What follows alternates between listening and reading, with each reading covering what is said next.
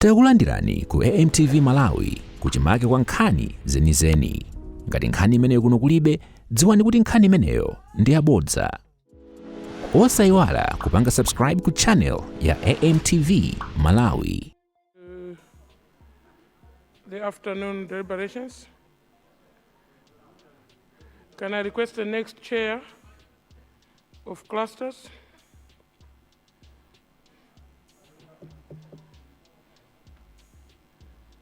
What cluster is that, sir? Cluster number 7, public accounts. Are you ready with the report? Yes, Mr. Speaker. Please proceed.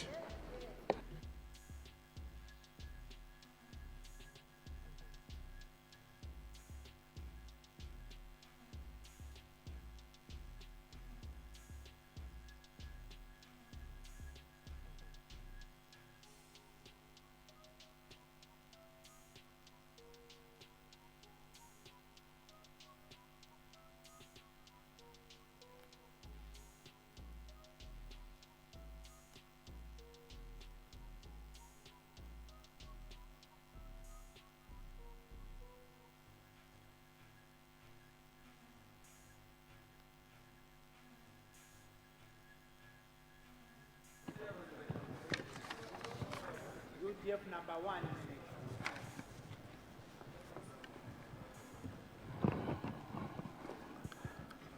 Mr. Deputy Speaker, sir, I stand before this August House with great honor and privilege to present the report of Cluster 7 on public accounts and budget following our extensive scrutiny of the 2026-2027 budget allocations.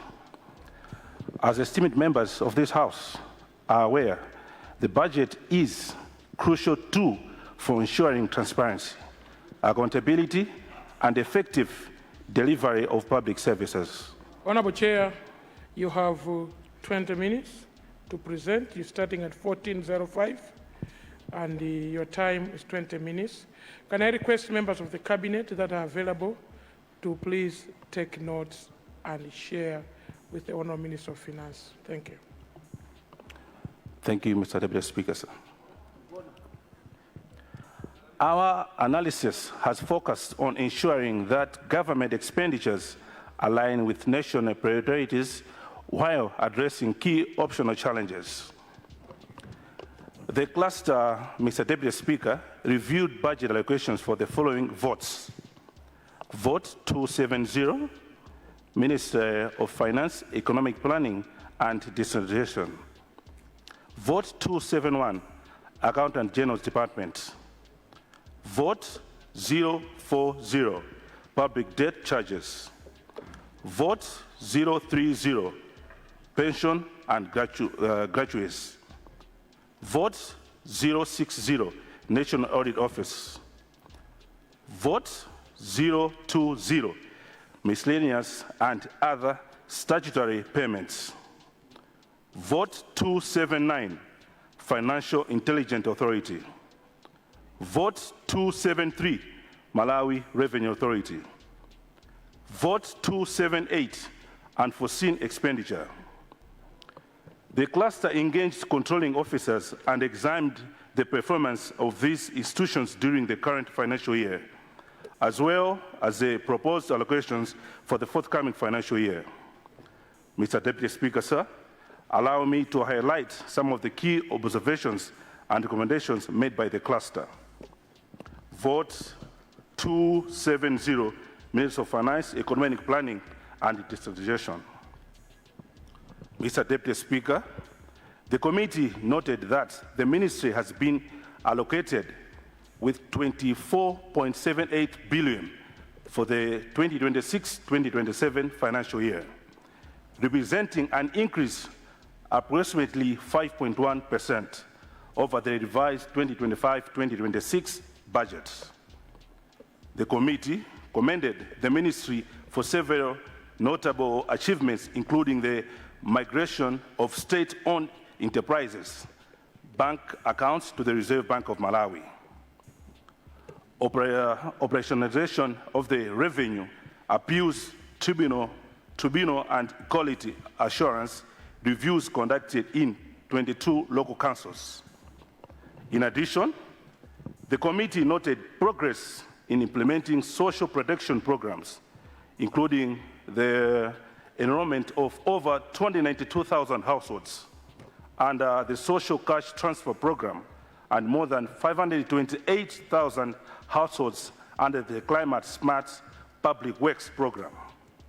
However, Mr. Deputy Speaker, the committee observed that implementation of some activities was negatively affected by erratic funding of the recurrent transaction. At one point, the ministry went without funding for 3 consecutive months, creating operational challenges. The committee, therefore, encourages the ministry to remain steadfast in enforcing fiscal discipline across ministries, departments, and agencies, while intensifying efforts to mobilize both domestic and external resources in the face of declining development assistance.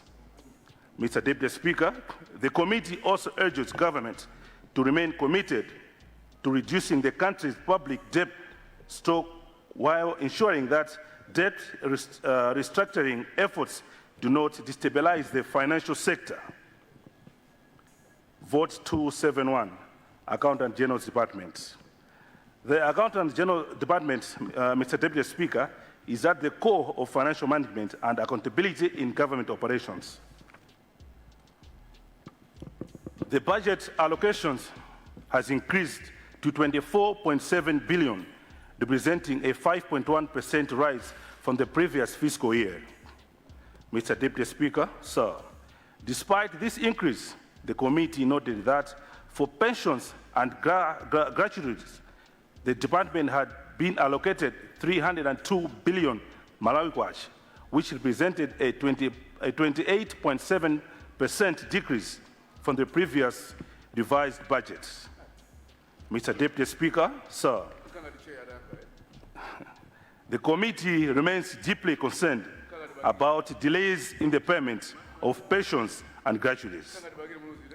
While government committed to reducing the waiting period for the pension payments from 9 months to 3 months, the committee was informed that this target cannot be achieved due to funding shortfalls.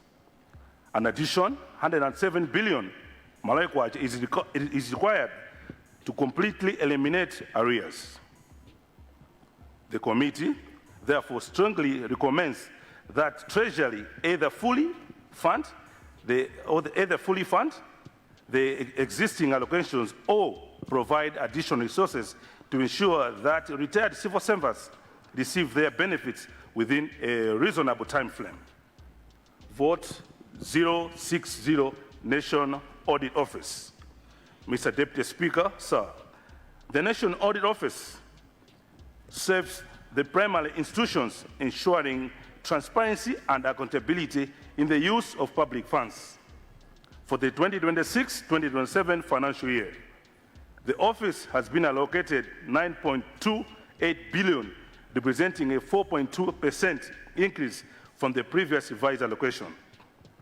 Mr. Deputy Speaker, the committee welcomed this increase, but remains concerned about several operational challenges affecting the office. The committee also noted that office requires additional resources of about 1.5 billion to strengthen audits and embassies and local councils, particularly in light of increasing public resources being transferred to local authorities. Your committee, Mr. Deputy Speaker, sir, the committee therefore recommends that government provide additional resources to support audits of local councils. Additionally, the National Audit Office continues to operate from premises that were declared unsafe as far back as 2014. And this situation has persisted for more than a decade.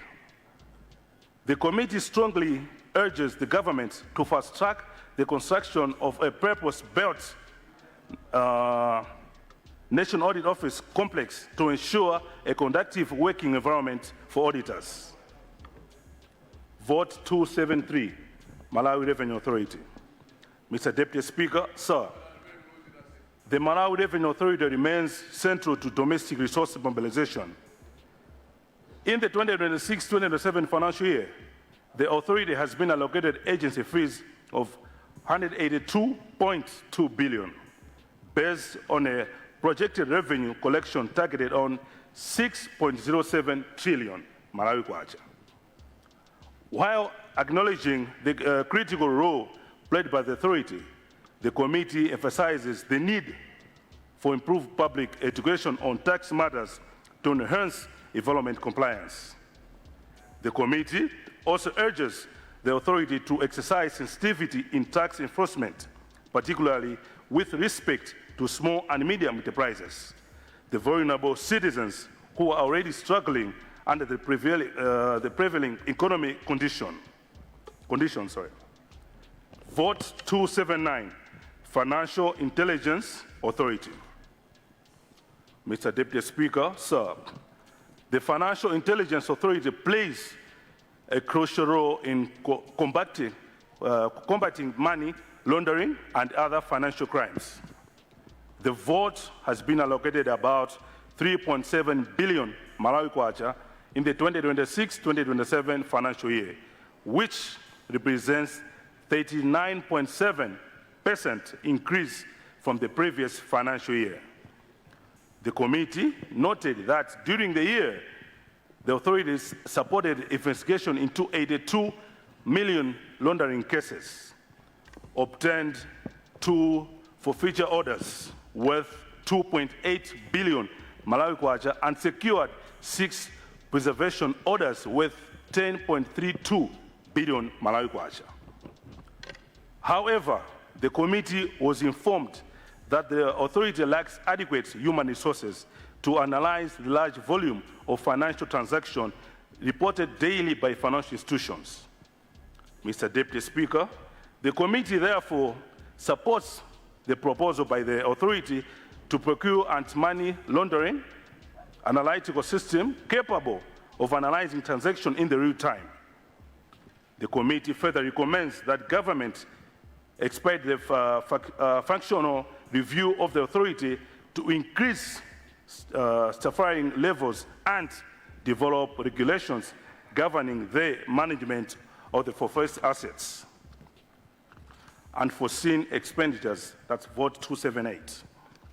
Mr. Deputy Speaker, sir, the committee noted that in the 2026-2027 financial year, this vote has been allocated 5 billion Malawi Kwacha. While acknowledging the importance of maintaining resources to respond to emergencies such as disasters and food insecurity, the committee emphasizes that this vote must be utilized strictly for genuine emergencies and not as an alternative source of funding for planned activities. In conclusion, Mr. Deputy Speaker, the observations and recommendations I have highlighted reflect the crucial financial and operational challenges facing key institutions under the Cluster 7. While government funding remains concentrated, strategic resource allocation is necessary to address efficiencies and ensure the smooth delivery of essential public services. I therefore urge this August House to consider this report and support the recommendations that aim to improve financial accountability and service delivery. With these remarks, Mr. Deputy Speaker, sir, I beg to move that the report be noted by the House. Mr. Speaker and honorable members, thank you very much for your attention.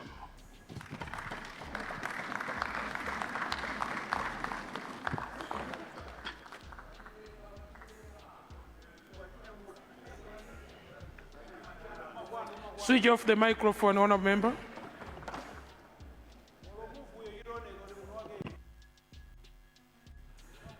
Thank you, honorable members. Thank you very much. The chairperson for the Cluster Committee on Budget and Public Accounts cluster. Thank you very much. Honorable members, we need the next cluster, please. We have so far done 3 cluster reports. We're waiting for the next one.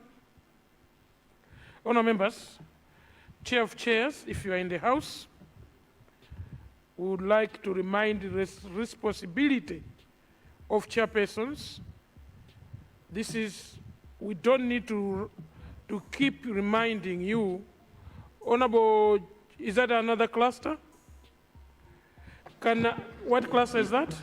This is the cluster number 10 Okay. on industry, trade, tourism, and communication information technology.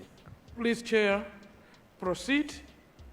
And Chair of Chair, while you're coming to the podium, Chair of Chairs, please let's stick to the cluster commits. So remind each other so we can get it done by tomorrow. Thank you.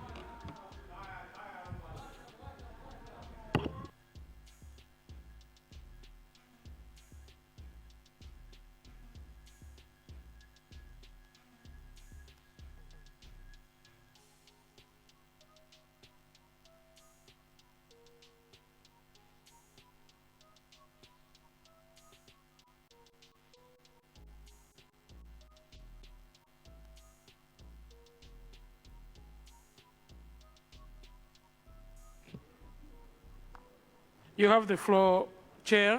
You are starting at 14:20. You have 20 minutes, Chair. Thank you. Thank you very much, First Deputy Speaker.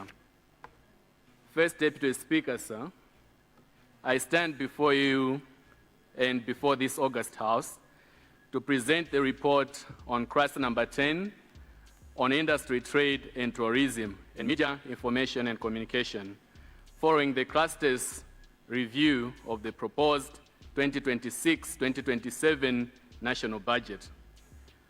At the outset, allow me, First Deputy Speaker, to express my sincere appreciation to the Office of the Speaker for the continued support rendered to the cluster throughout the deliberations. I also extend my gratitude to honorable members of the cluster for their commitment, constructive engagement, and valuable insights, which greatly contributed to the formulation of the recommendations contained in this report. I further wish to acknowledge the cooperation of the controlling officers who appeared before the cluster and provided the information required for our analysis. Their openness and willingness to engage with the committee greatly facilitated our work. In the same vein, First Deputy Speaker, I commend officials from Treasury, the Clerk of Parliament, Management, and Secretariat for their logistical and technical support that ensured the smooth conduct of our proceedings. First Deputy Speaker, when this House considered the previous 2025-2026 national budget, the cluster highlighted several funding gaps and institutional challenges affecting a number of agencies under its oversight. The cluster consequently made a series of recommendations aimed at strengthening the capacity and performance of these institutions so that they may effectively contribute to Malawi's broader economic transformation agenda. In keeping with its oversight mandate, the cluster has continued to monitor developments in these institutions. Accordingly, in reviewing the proposed allocations for the 2026-2027 financial year, the committee sought to assess the extent to which the concerns previously raised by the House have been addressed. While the cluster notes progress in certain areas, it also observes that there are several institutions which continue to face challenges similar to those highlighted during the previous budget cycle. First Deputy Speaker, cluster number 10 carefully examined the proposed budget allocations for the institutions under its oversight to assess whether they are aligned with the strategic priorities of the Malawi 2063 agenda, particularly in promoting trade and investment, strengthening regulatory frameworks, supporting industrial development, and advancing competitive media and communication sector. First Deputy Speaker, in the course of its deliberations, the cluster also engaged several key regulatory institutions, including the Malawi Gaming and Lotteries Authority, MAGRA, the Malawi Bureau of Standards, MBS, and the Malawi Communications Regulatory Authority, MACRA. While these institutions do not have dedicated votes in the national budget, they play a critical role in regulating strategic sectors of the economy and contribute significantly to government revenues through the remittance of dividends. First Deputy Speaker, allow me now to highlight the cluster's key findings and recommendations on the respective votes. I'll begin with the Malawi Post Corporation. First Deputy Speaker, sir, during consideration of the 2025-26 budget, the cluster recommended additional resources to support the turnaround strategy of the Malawi Post Corporation, recognizing the importance of reviving the institution and improving its financial sustainability. However, First Deputy Speaker, sir, the cluster notes with concern that the 2026-27 financial year, government has not allocated resources towards the turnaround strategy. This is despite the corporation's continued efforts to reposition itself as a financially sustainable institution capable of generating profits and remitting dividends to government. Furthermore, the cluster observed that the corporation's revenue performance has remained below expectations, with 6.5 billion collected against a revised revenue target of 8.04 billion in the previous financial year, representing a significant shortfall. Given the immense potential of the corporation, the cluster reiterates its area recommendation that government should consider providing resources towards the turnaround strategy during the mid-year budget review in order to support the corporation's reform efforts. First Deputy Speaker, I now turn to the Malawi Broadcasting Corporation, MBC. First Deputy Speaker, sir, in the previous financial year, the cluster raised concerns regarding the financial sustainability of Malawi Broadcasting Corporation, particularly the burden of legacy debts and the institution's reliance on government subventions. The cluster notes that although MBC registered some improvements in financial performance through cost-cutting measures, the institution continues to face structural financial challenges. In the 2026-27 financial year, government's subvention to the corporation has been reduced from 10.2 to 9 billion, while projected revenue has also declined slightly. The cluster therefore recommends that the government should consider revising subvention upwards, particularly to support servicing of the legacy debts incurred in the 2007 to 2008 financial year when the corporation was allocated 1 kwacha. Malawi Investment and Trade Center. First Deputy Speaker, sir, when the cluster considered the previous budget, it emphasized the importance of adequately resourcing the MITC, given its critical role in promoting investment and exports. The cluster notes that this challenge persists in the 2026-27 financial year. While the center has ambitious plans to promote investment, organize international trade missions, and operationalize the Chigumula Industrial Park, the proposed government subvention of 1.9 billion falls far below the center's budget. The center requires an additional funding to be more effective in their operations.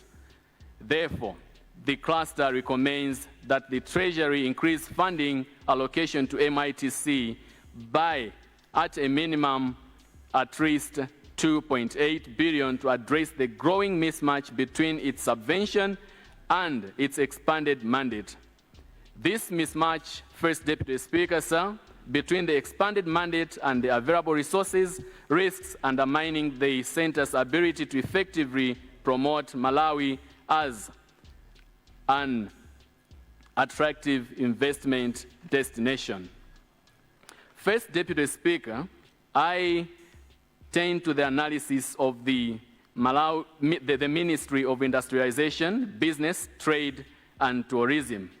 First Deputy Speaker, sir, the cluster also reviewed the budget for the ministry responsible for industrialization, trade and tourism, which remains central to the government's economic transformation agenda.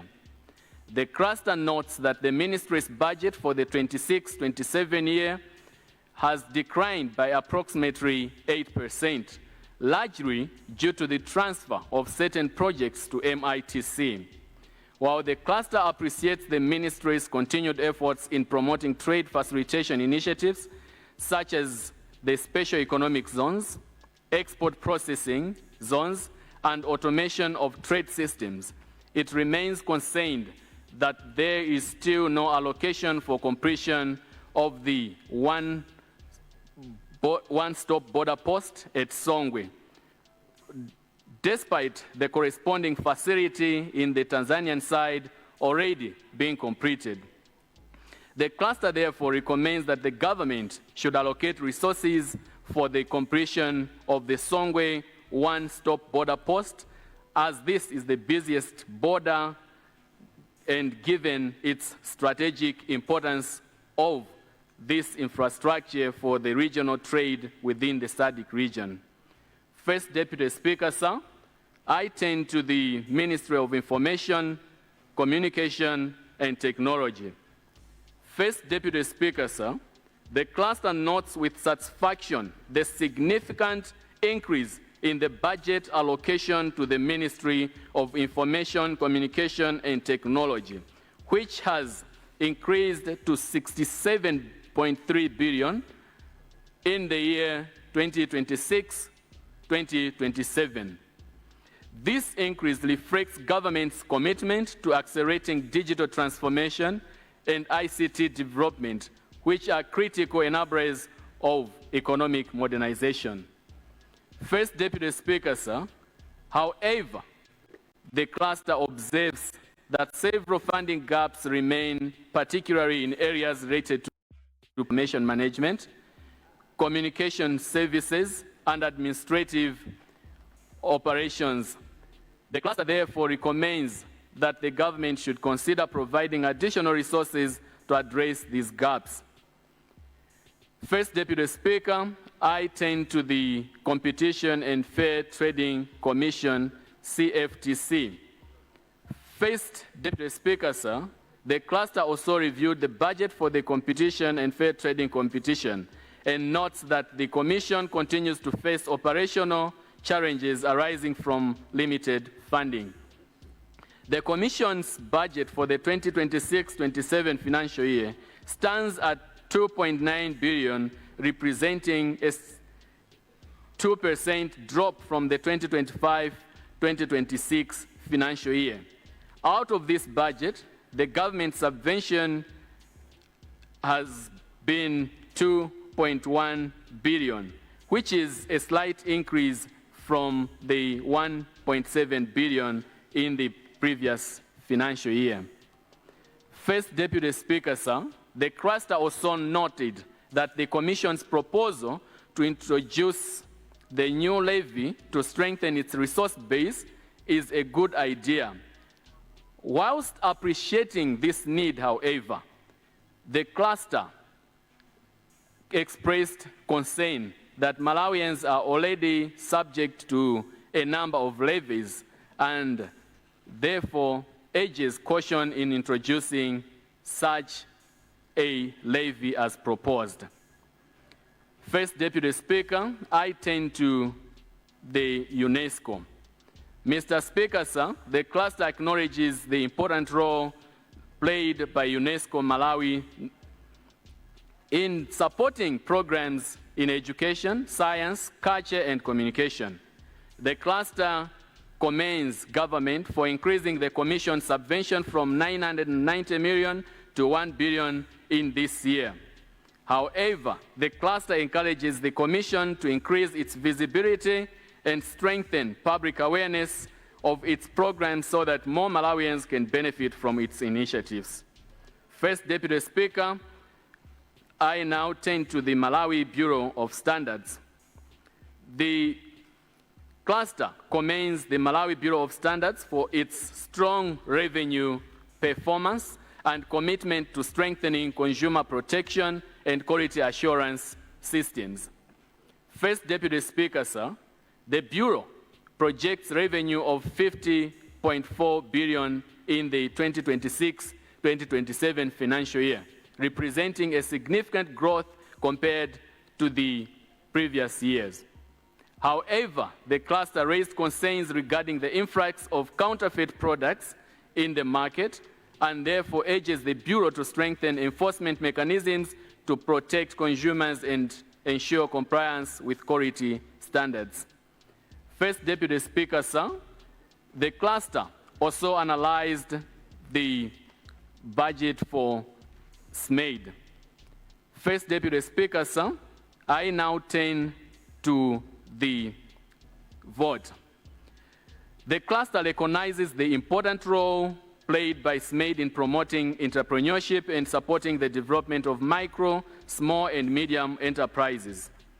The cluster notes that the institutions continues to face resource constraints and operational challenges, particularly in the area of outreach programs, mobility challenges, and limited capacity to provide incubation support to emerging enterprises. The cluster, therefore, recommends that the Treasury consider increasing funding to SMAID to enable the institution to effectively fulfill its mandate of supporting enterprise development across the country. The cluster is requesting the Treasury to consider providing an additional funding of 5.6 billion to SMAID, broken down as follows: 750 million for transition to SMAIDICO, and 4.8 billion for the procurement and installation of machinery for value addition facility, which is under construction at Imponera. Mr. First Deputy Speaker, sir, I turn to NICE. First Deputy Speaker, the cluster notes that the allocation to NICE has increased slightly to 2.33 billion in the 2026-2027 financial year, although no development allocation has been provided. The cluster further notes that donor support for civic education programs is declining and therefore emphasizes the need for government to strengthen support to the trust to ensure the sustainability of civic education programs and citizen engagement initiatives. Treasury was urged to fast-track the disbursement of the 200 million remaining for NICE in the 2025-26 financial year. The cluster recommends that government engage the EU through diplomatic channels to ensure secure continued funding support for NICE under the government funding window, in view of the Trust's mandate to promote civic participation and accountable governance. First Deputy Speaker, the cluster further recommends that Treasury allocate an additional 2 billion to NICE Trust in the 2026-27 financial year to support governance programs and ensure uninterrupted service delivery, given the pulling out of the EU in one of the key projects, especially to support human resource management. First Deputy Speaker, I turn to the MACRA. First Deputy Speaker, sir, the cluster commends MACRA for its strong financial performance and continued investment in ICT development and regulatory oversight. The authority projects revenue of 65.9 billion in the 2026-2027 financial year, reflecting continued growth in the telecommunications sector, and 15 billion is expected to be remitted to government in dividends.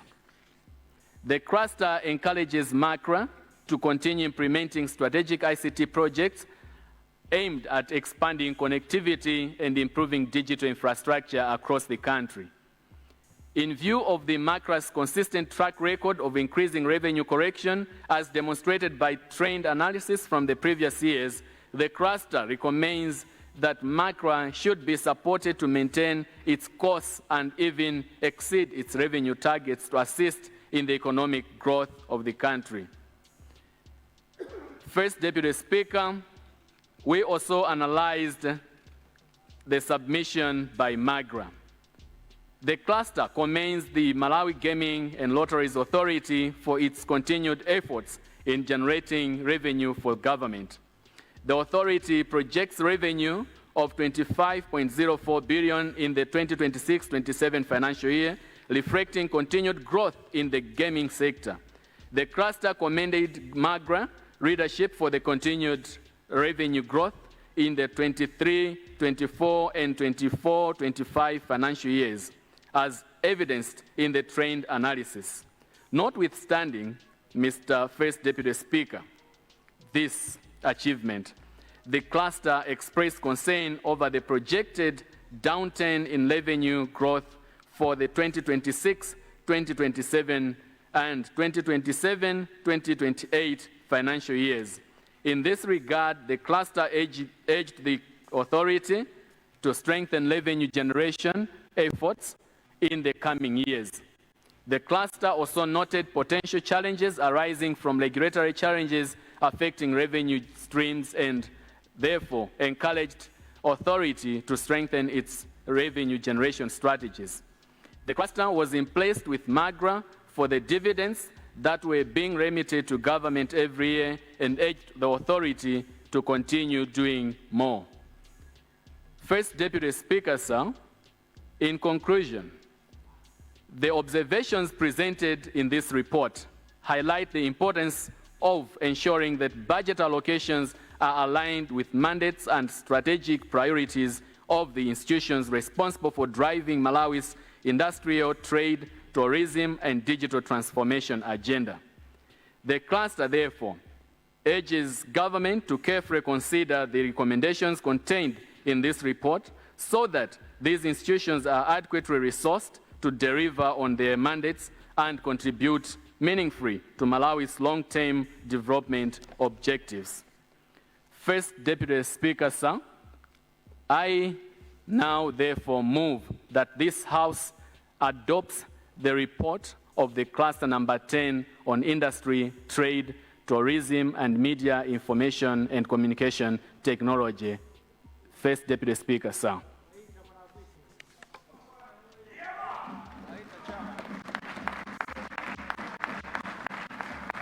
Chitumbuka.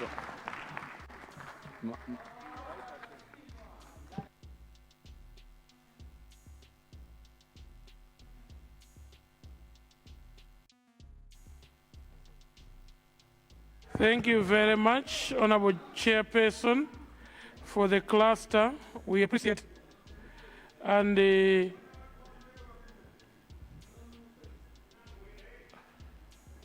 Honorable Chairpersons,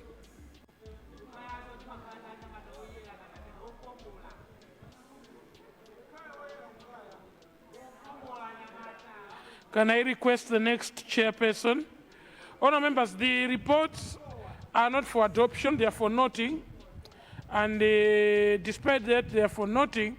Can I request Honourable Government, Honourable Minister of Finance, and your team to take appropriate actions towards the reports that are being presented by the chairperson. So members of the cabinet in the House and the personnel from the Ministry of Finance at the back, please take heed to what I'm talking about, because the highlighted issues are supposed to be taken seriously. Can I request the next chairperson of a cluster committee? The silence means we can now start to consider honour members for debate. So I already recognize honour member for Mulanje Central for debate on the budget statement, Salima Central West, and then the honour member for Rumpi West. So honour member for Mulanje Central, you have the floor.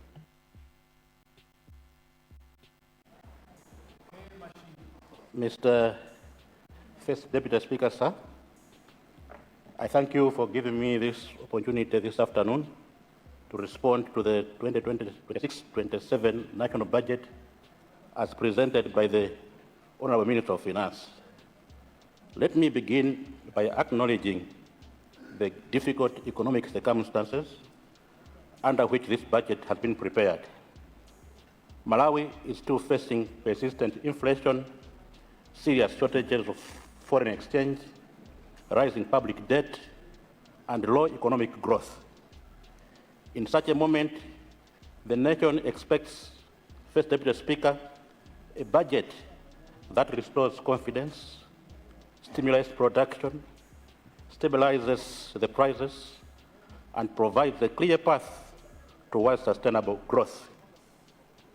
First Deputy Speaker, sir, let me also acknowledge the efforts that government has made to stabilize the economy under difficult circumstances.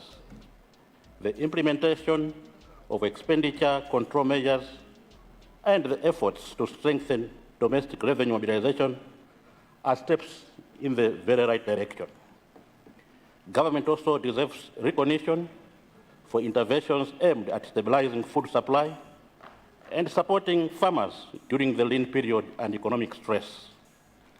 However, First Deputy Speaker, while these steps are commendable, the central question remains whether the scale and design of the policies contained in this budget are sufficient to stabilize the economy and unlock meaningful growth.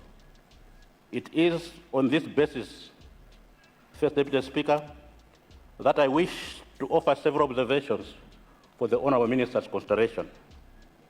First and foremost, First Deputy Speaker, it is clear that this budget promises stability, yet it expands the fiscal deficit. It promises growth, yet investment in productive sectors remains very insufficient. It promises transformation, yet the structure of expenditure remains dominated by consumption rather than production. First Deputy Speaker, while every Malawian desires strong economic growth, the projected growth of 3.8% remains fragile. Under conditions of foreign exchange shortages, high interest rates, and limited industrial investment, expecting our economy to jump to such growth from the average 1.2% growth in the past 5 years requires far stronger structural reforms than those reflected in this budget. Mr. First Deputy Speaker, sir, the second major concern is the fiscal position of our government. The fiscal deficit continues to widen. For example, in the 2024-2025 financial year, the deficit reached 2.15 trillion. In the 2025-2026, it reached 2.9 trillion. In the 2026-2027, deficit is pegged at 2.85 trillion. It will likely exceed 3 trillion, First Deputy Speaker, because over the years, actual deficit tends to be much higher than the approved deficit. A nation cannot borrow its way into prosperity. Every trillion kwacha added to the deficit today becomes a burden carried by future generations of Malawians. Perhaps the most alarming figure in this entire budget, First Deputy Speaker, is the amount allocated to servicing public debt. Interest payments alone are projected to reach approximately 2.79 trillion kwacha in the 2026-2027 financial year. This simply means that 2.79 trillion of taxes will not build roads, will not build irrigation schemes, will not buy agricultural machinery, will not create jobs. It will simply go towards paying interest on past borrowing. When a nation begins to spend, Mr. Speaker, more on servicing debt than on building its future, the nation must seriously rethink its physical direction. Surely, First Deputy Speaker, this level of debt burden must result in overtaking or overtaxing the citizens and their businesses, the situation we are in. Mr. First Deputy Speaker, sir, when we adjusted PAYE and VAT, the rates, and introduced electronic transactions levy at mid-year, we thought it was enough. However, this budget proposed more taxes. The introduction of surcharges on a number of products, including fruits, kitchenware, aluminium pots, maize seed, diapers, toothpicks. This may simply increase the cost of living, especially if local production cannot immediately fill the supply gap. Secondly, high import surcharges often create incentives for smuggling, and some may also conflict with regional trade rules in SADC and COMESA. First Deputy Speaker, out of the 8.43 trillion kwacha expenditure in the 2025-2026 financial year, government spent only 507 billion kwacha on locally funded projects and 28.5 billion kwacha on CDF, representing 6.4% of total expenditures. Revised estimates were 670 billion kwacha for projects and 46.4 billion kwacha for CDF. Government only funded 75% of that. Malawians, therefore, First Deputy Speaker, are asking that if government has failed to fund 46 billion kwacha CDF, how will it fund 865 billion in the inflated 1.15 trillion CDF? This creation of baseless optimism is a recipe for financial chaos, as councils are going to commit the highly indebted government to several binding contracts and create arrears. In 2025-2026, First Deputy Speaker, government spent inflated 709 billion kwacha on office operations. That was being an election year. This would have been maintained or sanitized in the 2026-2027 financial year. Instead, it is inflated further to 821 billion kwacha. It is wrong to create unrealistic budgets and fund only 60% of it. This creates arrears. Allocations towards government operations, First Deputy Speaker, have crowded out allocations towards priority sectors of agriculture, tourism, mining, and manufacturing, investments in irrigation, of course, mechanization, research, storage, infrastructure, and agro-processing are far very too low. The mining sector, First Deputy Speaker, holds enormous potential for transformation or to transform the Malawi economy. Properly managed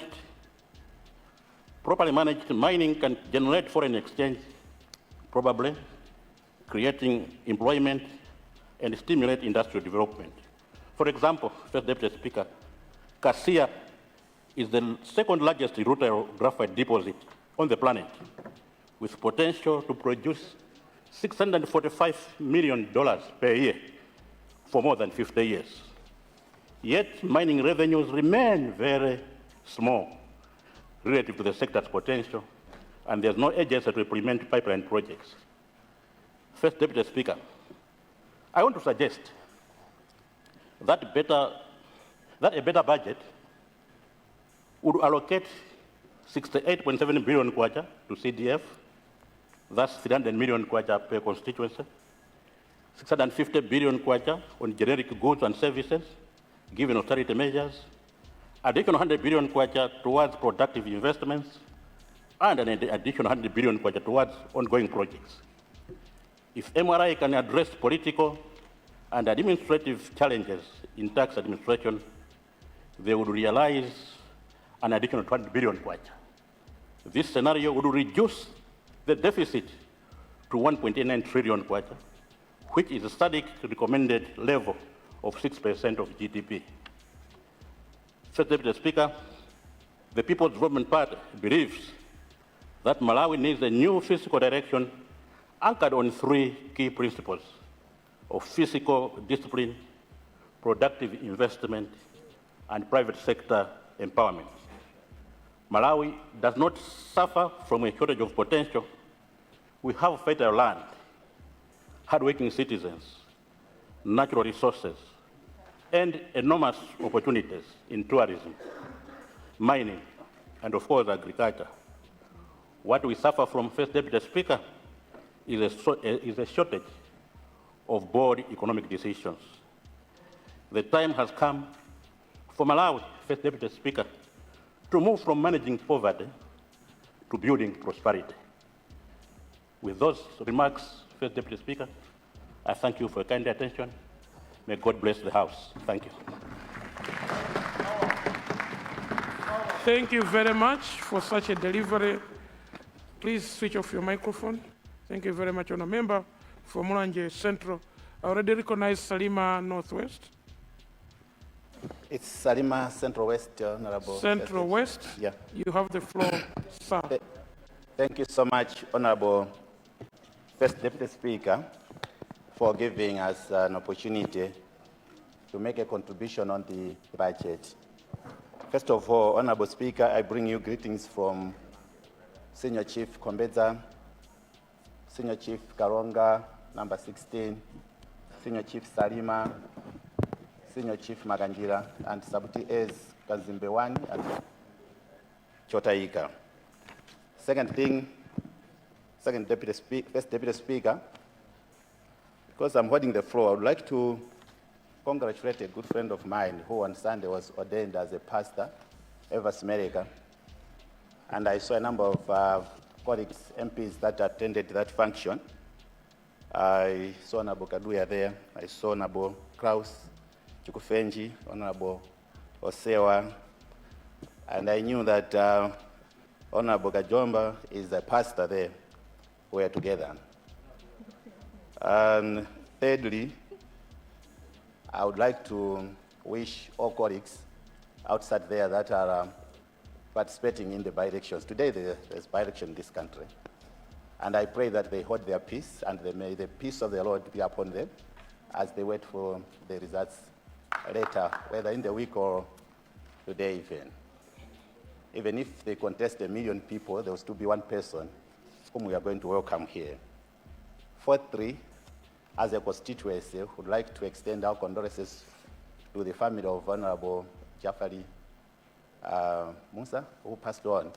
We were not able to attend, but our prayers were with the family. Let me therefore turn to the budget with the Speaker. The people of Salima Central West constituency have unanimously... Honourable Member for Lilongwe Muloza constituency, order please. Come back to where you were seated then. I saw you coming from this seat to that seat. So I don't know which seat has the Speaker allocated to you.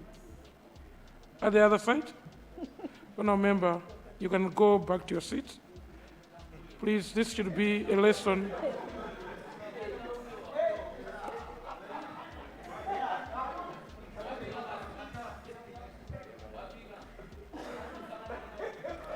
Thank you. I would like to participate to what the honourable member is saying, so I don't want anyone to block the view from where I'm seated.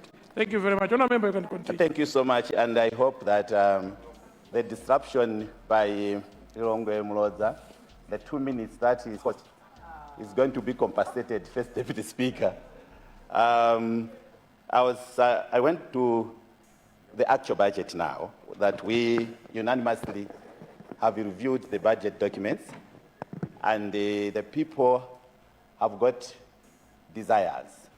What people of Salima Central West constituency, Honorable First Deputy Speaker, are looking for, they are looking for a budget that supports local production in key sectors of agriculture, mining, energy.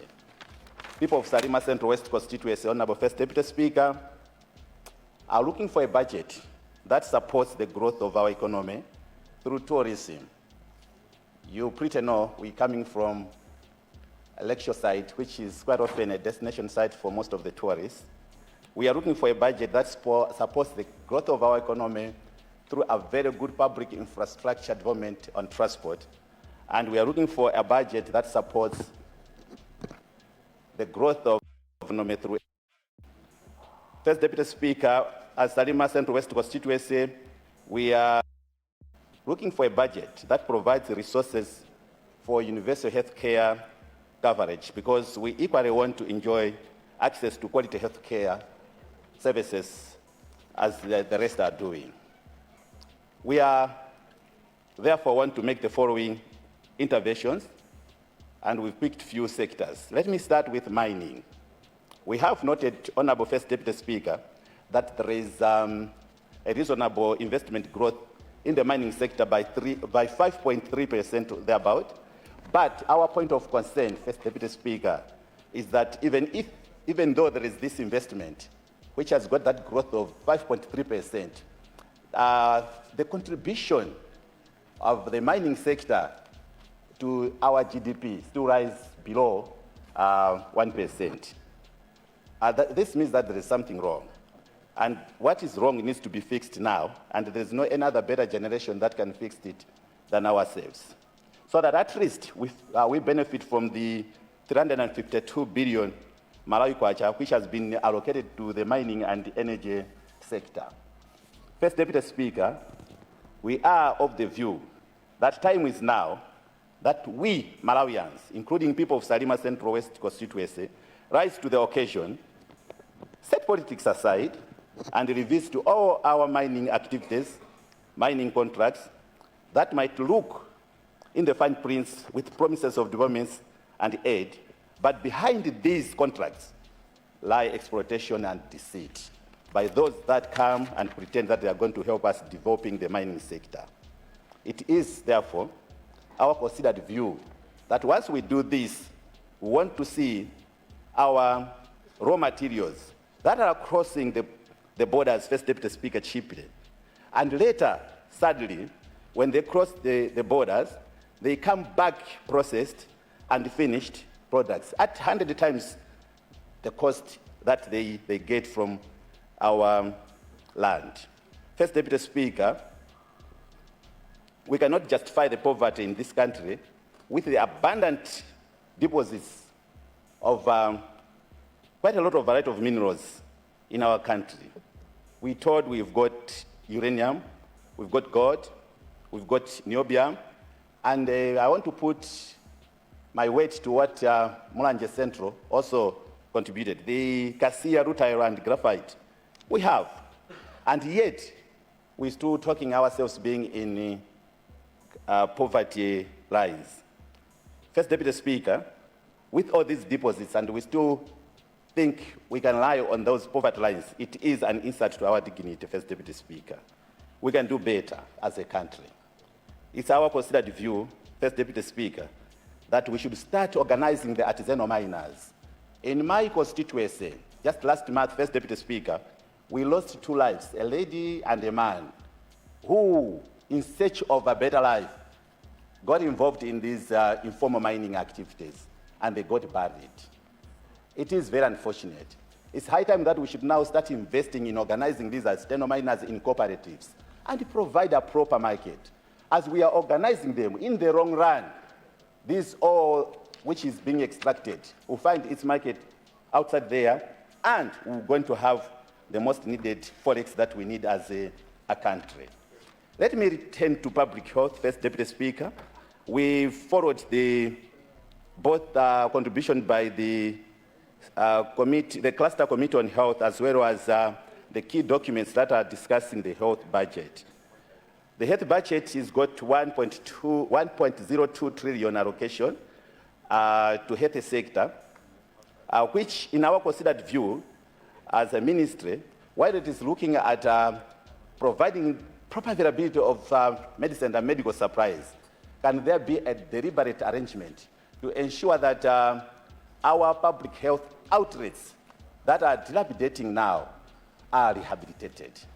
You know, health is not about pharmaceuticals only. It is also looking at the public infrastructure in which we are providing the services from. We would therefore want to urge the ministry that we should commit ourselves to ensure that at least we rehabilitate the public health infrastructure. Just today, First Deputy Speaker, I've seen videos circulating that water has even gone into Salima District Hospital to above the ankle and closer to the knee height. It shows that our infrastructure needs to be improved, because that water, even though there's heavy rains outside there in Salima and other districts, it was not supposed to be the case.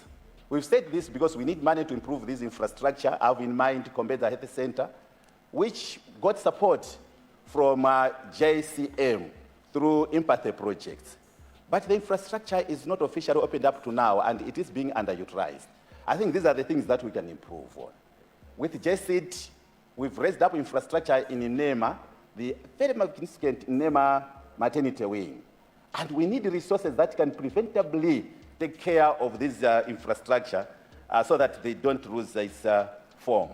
We've got also an infrastructure at Chitara as well as in Chinguruwe. That's why we are saying if we can start now investing in public health, not only pharmaceuticals, but also looking at the public health infrastructure. First Deputy Speaker, just wanting to put also additional weight on the report by the Health Cluster Committee on central medical stores.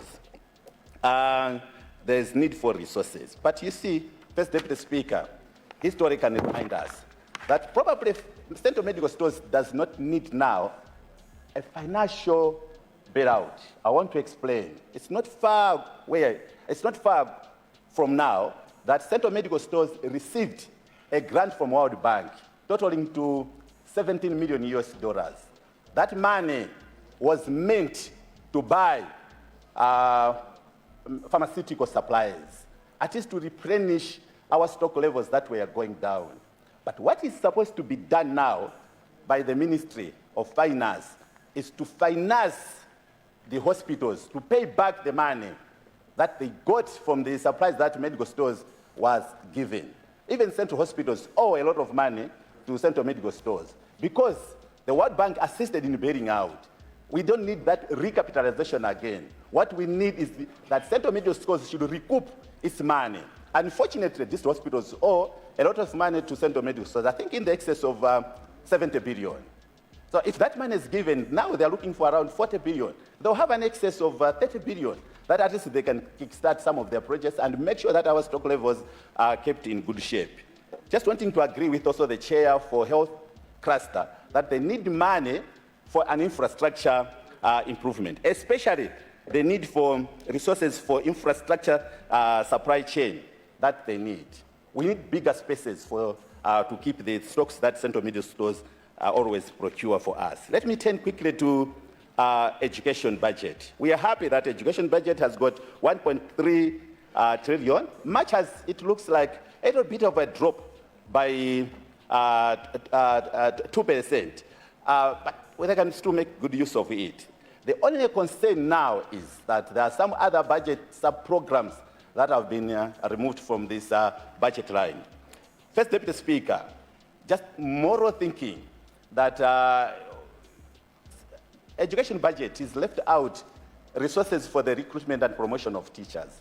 Yet we have got a policy now in this country that says let's have free primary education and free primary secondary school education. The obvious is going to happen. There's going to be an increase in terms of enrollment. Now, the question is, if there is an increase of enrollment in my constituency and elsewhere, and then we freeze the recruitment, where and how are these learners going to be taken care of? We need teachers. In my constituency, we still have an acute shortage of teachers and teaching materials. In this budget, we seem not to have resources for ECD.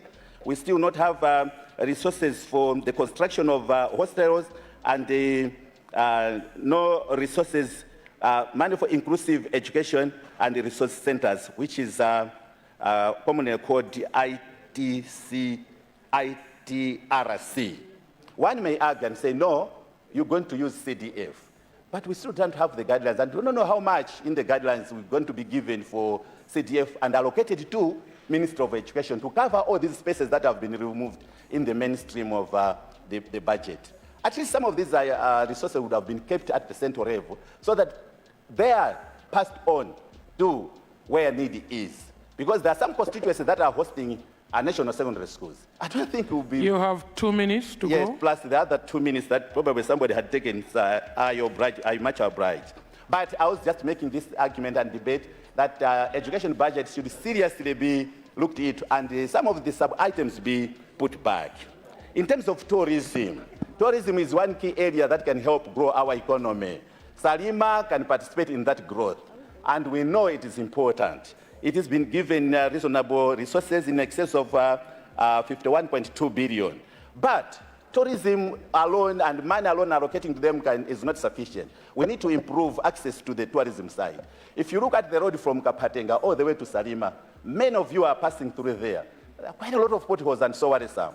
People are putting off their vehicles, and then you see they're fixing tires. That cannot be an attractive thing. We need to improve our road access. We need also to improve manageable transportation. The cost of fuel now is so high, and I know people always want to be searching. I say, if we go to Malawi, you can reach Mangoja and Sarima, and you put few liters going to Sarima with that high cost, that might be a deterrent to the growth of the tourism sector. Finally, First Deputy Speaker, I want to agree with the chair responsible for budget and finance, talked about a review of departmental fees.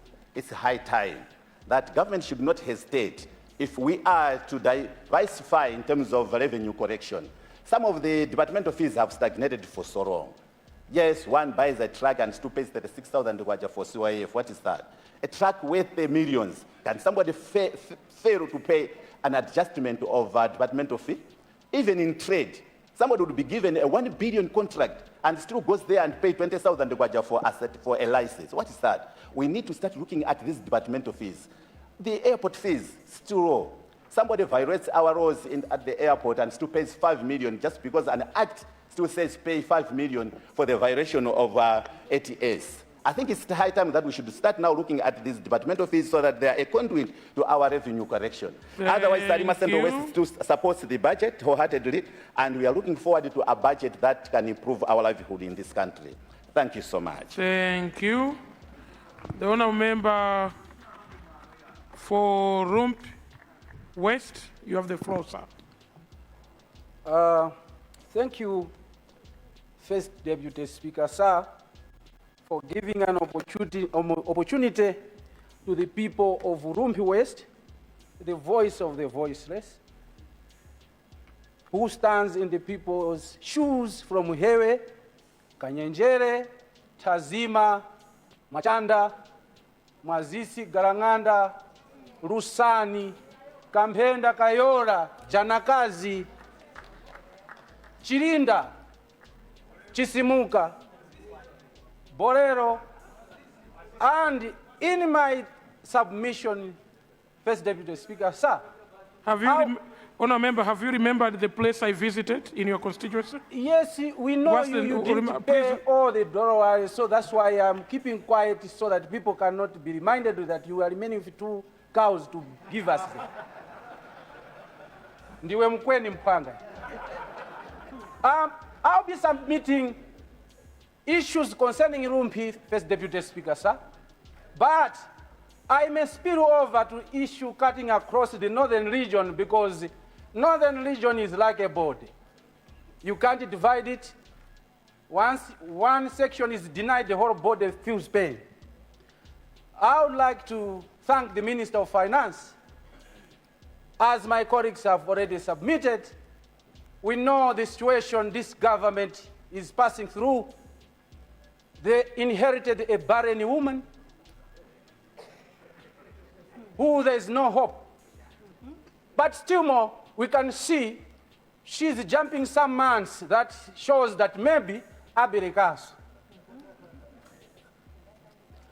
Mr. First Deputy Speaker, sir, the Minister of Finance in the national budget, the 2026-2027 financial year presented by the minister, able minister, everyone agrees. You see, as I'm talking today, maize is being bought around 10,000 to 15,000. Can't we say he has tried to manage the most vulnerable people in the villages? February 2026, he set this year's financial blueprint to 10.978 trillion, themed around driving economic recovery and sustainable growth. The budget that focuses on microeconomic stabilization, food security, and human capital. If we are talking about food inflation, I think what he has come up is speaking to what he has designed. Everyone agrees. Now you are able to plan to buy things for a week or a month without thinking that you go to the shop, you find that goods are going up on a daily basis. Bravo to the Minister of Finance. Katundu mzito pachitumbuka. Nkhuzi panyatiti zovo iyo ikuzgoka cha pachiduli.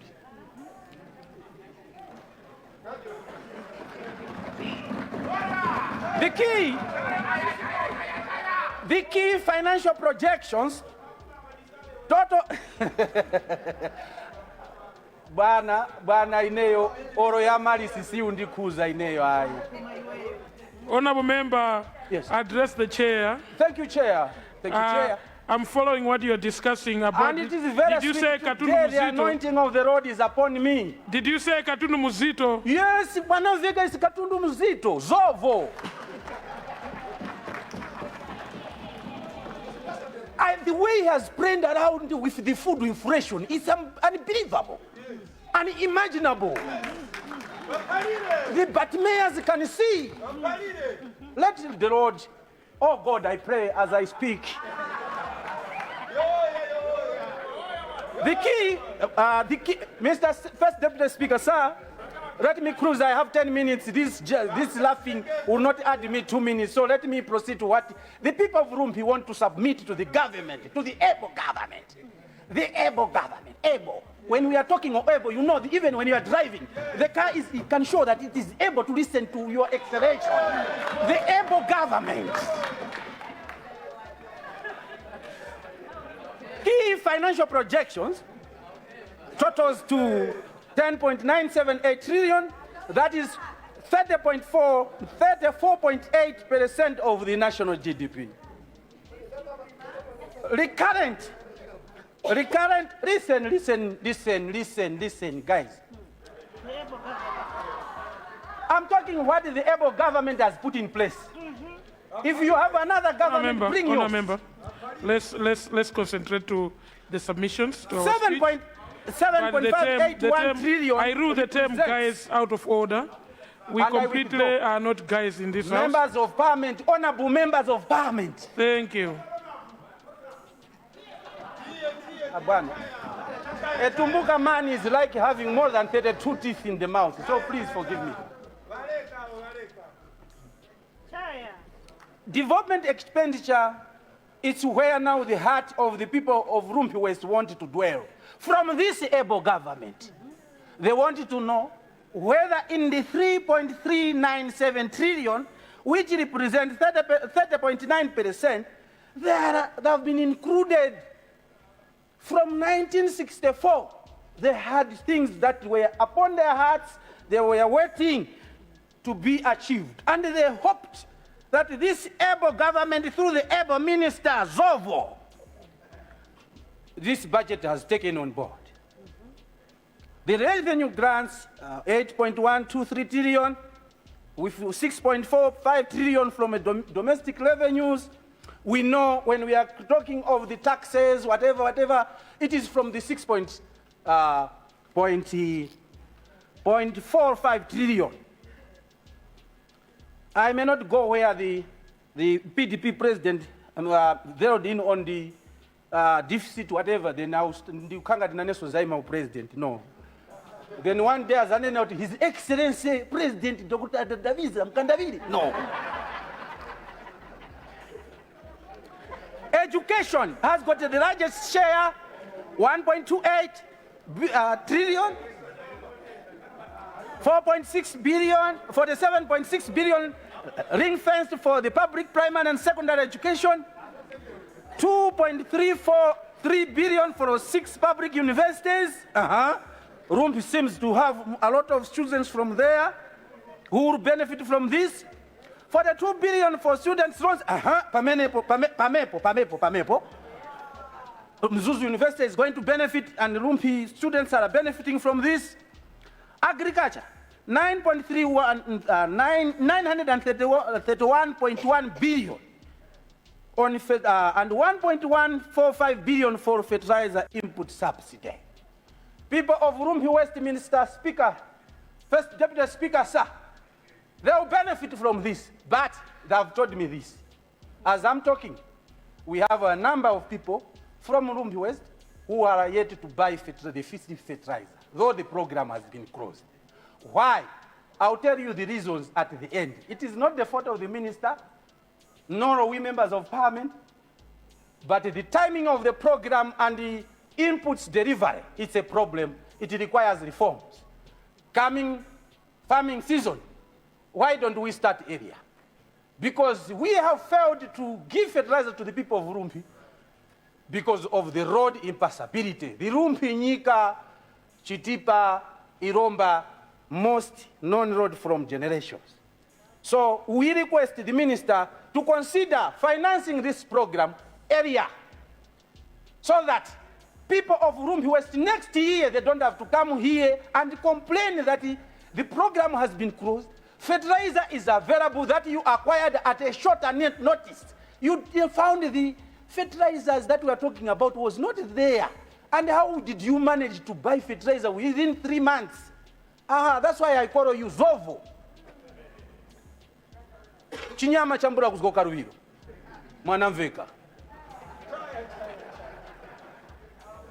Possibly, if you may be kind enough, the Minister of Finance, talk to the Minister of Agriculture so that those people in Rumpi West who still have fertilizer in their cards, though you have closed the system, you can only give us 3 days so that they buy. They will use it, they will plant and harvest. So that when you are starting the new financial year, they will also get the fertilizer in time. They don't better system, don't worry. Only the most spoken about Rumpi Nyika Road, Mr. First Deputy Speaker, sir. And the Minister of Finance is there listening. Are you listening, sir? Can we have a closure to this issue? People of Rumpi, they have been crying for this road from 1964 today. Professor Arthur Peter Mtarika, he is the one who made the groundbreaking ceremony at the Borero. We have spoken, it's like maybe we just want to talk, but you can give us anything, but if you don't give us the road, even our ancestors, Honorable Minister, will not be happy. The previous government tried. They tried, they reached to their capacity. They only did 7 kilometers for 6 years.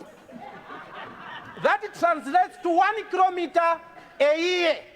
The 6 months, we have removed it because it was campaign period. We understand them. We understand them. But for DPP, we don't have mercy for you. This is your baby. You started it. It's better. You could have gone somewhere. This is your pregnancy. Professor Peter Mtarika's pregnancy. everybody from Rumpi West was seeing. He conceived the baby at Rumpi at Borero roundabout. And we expect you to take care of the baby. The Minister of Transport, people of Rumpi will have no mercy on you. Last time we were told you had a minister. You failed to construct Rumpinyika Road. And by the blessing and the anointing upon Kurukuta Moyo has given you the task. Fail again.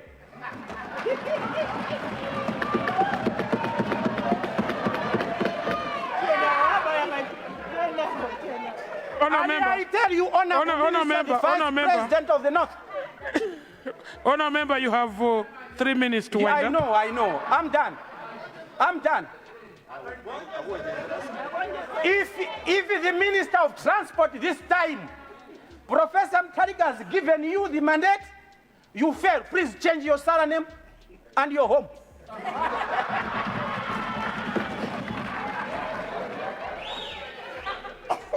Honorable Minister of Finance, we are worried. This stretch, the first 20 kilometers that we have been talking about all these years, only 7 kilometers, we as government, we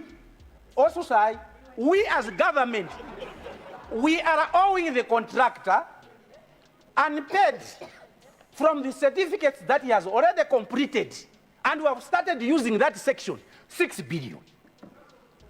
And the remaining 13 kilometers to Bembe, 16 billion is not budgeted for. What we have in the budget document is 4 billion. What kind of miracle are you going to do? I believe before we pass this budget, the able minister, Zovo, Yambula Kuvoka Breka Pambula Chiduri, you look into this so that this Singhani Yarum Pinyiga Shtipa Road, Honorable Minister, whether you will find external funding, we will thank God.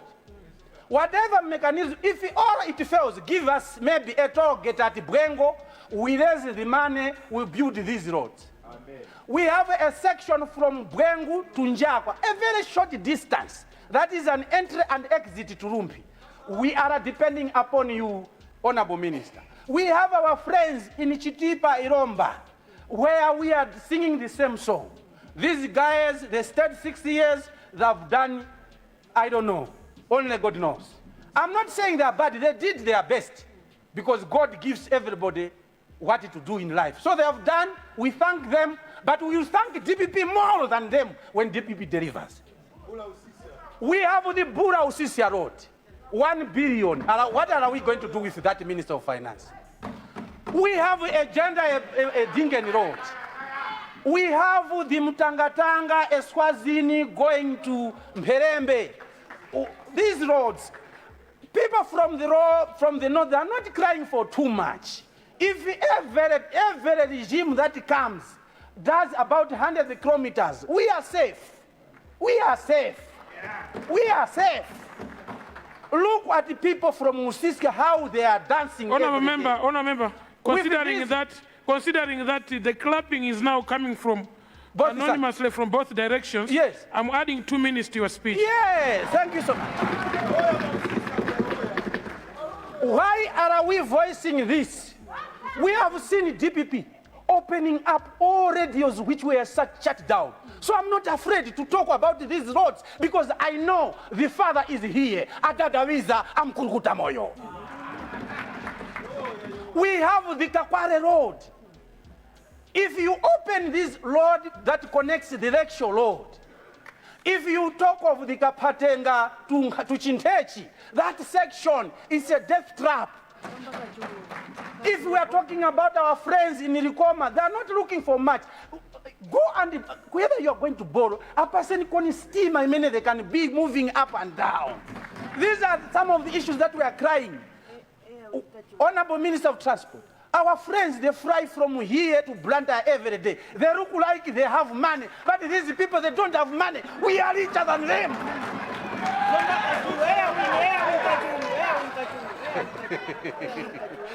We want to be flying from Lilongwe to Mzuzu and do higher there with our wives and come back and attend this. Yes. I found one. Honorable Minister, the 1 billion that you have put there for Mzuzu Airport is not enough. The odd one, I'm not talking about the feasibility studies, that is something that you are planning, but I'm talking of the existing one. We want to be flying from here. We are also admiring our friends. Whether it means you are going to find an external donor, you bring the bills here. Ngongole zimetu kutenga zazatenga ndiwana watu bwana. We are not going to pay. Please borrow. Please borrow and develop.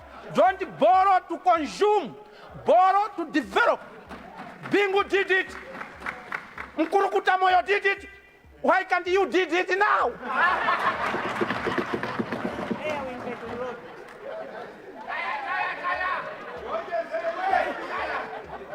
I have submitted my road. What the people of the North are looking?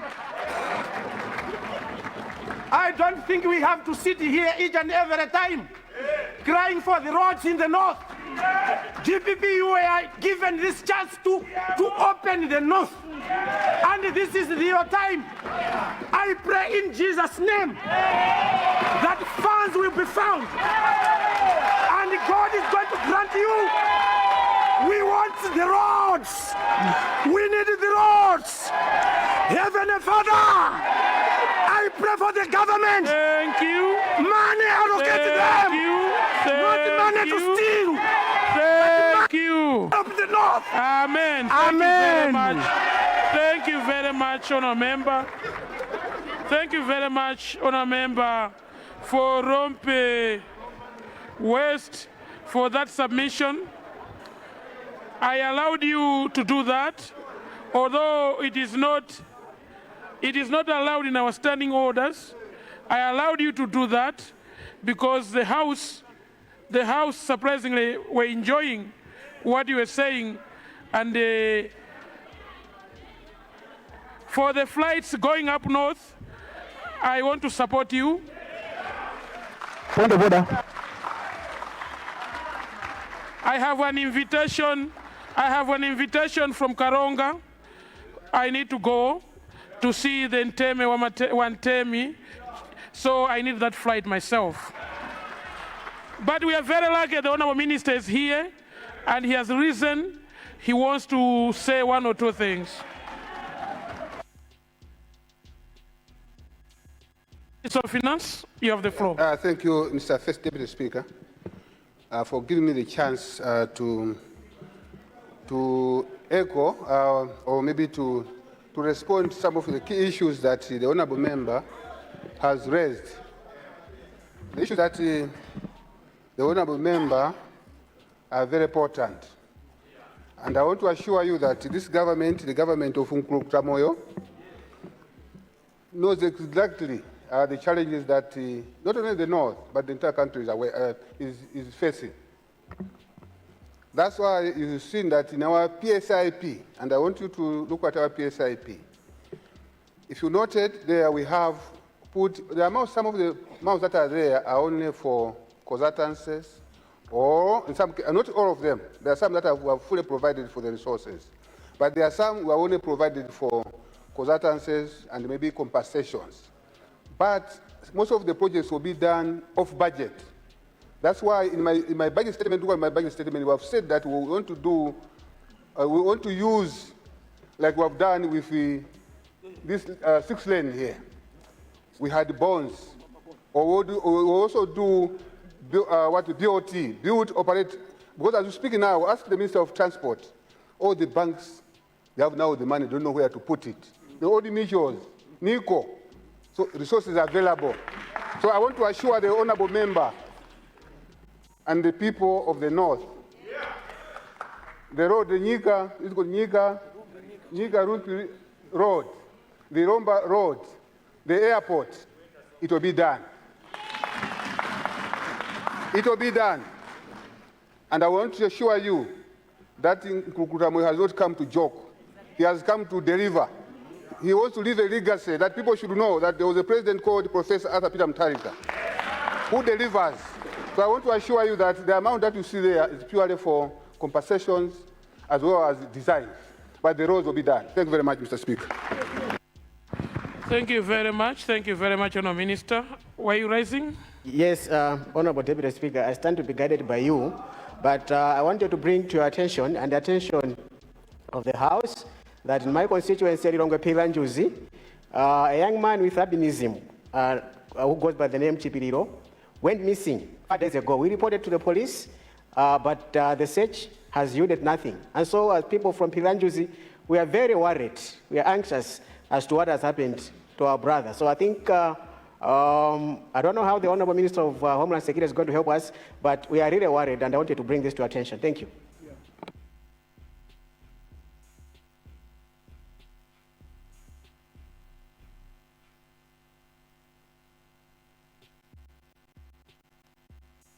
Thank you very much. Thank you very much, Honourable Member. Honourable Member, for Pilanjuzi, you are bringing a very important issue, but possibly without citing the standing orders, it makes the chair, actually it gives the chair no window to allow you to ask the question, but can I encourage you to either use standing order 69 for members to debate, or standing order 14 for you to get a proper answer from the minister or the ministry that is involved, and it will help us. But if you're asking for this House to say someone is missing, an individual with albinism, and you want us to comment, my comment is we empathize, seriously empathize with the family, and if indeed there are people out there that are involved in these barbaric actions, time is now for you to stop. Time is now for you to stop. Parliament now is in the process of inquiring everything. And if that is the process, we might for the future indeed put an inquiry and find out what happens to our brothers and sisters with albinism. So I guide you to use a proper standing order for that to be looked into. Thank you very much. Thank you so much, Deputy Speaker, for the guidance. But I want to report to you that I feel greatly injured by Mangochi. Mangochi what? Is it? Honourable Member. I've raised a very serious issue. Our own brother with albinism is missing. And the statements I'm getting... Honourable Member, let me guide you. I know... We are anxious. Honourable Member, let me guide you. Deputy Leader, please resume your seat. Honourable Members, issues that affects human life and the suffering of people is a serious issue.